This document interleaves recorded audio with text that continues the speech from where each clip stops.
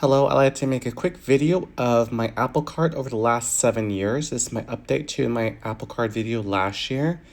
This year has changed quite a bit. Let's take a look.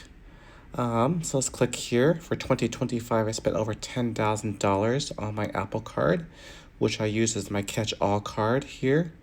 I received some daily cash back here. Let's go to 2024. Here it is. $2,000. I spent considerable amount more money in 2025 on my Apple Card. 2024, 2023, 2022, 2021, barely spent anything. 2020, and 2019 when I first got the card. As I mentioned before, Apple Card's the only credit card that gives back unlimited 2% cash back with no foreign transaction fees, requires no bank account opening, no brokerage account opening, no minimum deposit, and is open to the public, unlike any other card.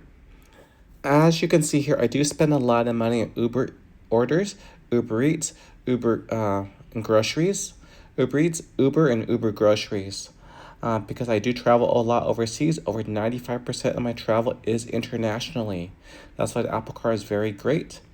I do get 3% cash back on Uber and Uber groceries, which no other card can do, not even the vaunted Chase Sapphire Reserve card. Before it's refreshed, we'll only get 1% back on Uber groceries. Now I get 1% back on Uber Now.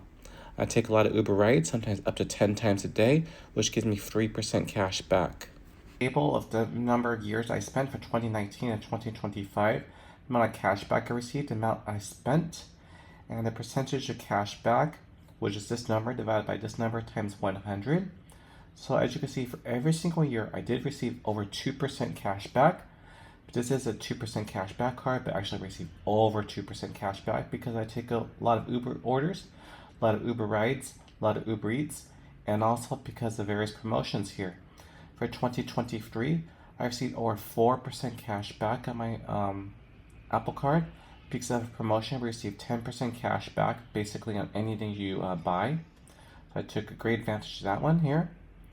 And for 2025, I also received 5% cash back on all my Uber orders up to a certain amount. So I took advantage of this one here also. And some Apple Card users did receive a 10% in cash back promotion, including all Apple Card transactions, including the ones that involve non-Apple Pay. So you want to pay your taxes using Apple Card, you can get a virtual number and still get 10% cash back. Unfortunately, I did not receive that type of promotion for this year. I received in 2023. So 7-year average of all Apple Card transactions is 2.67% cash back, which is still more than the Bank of America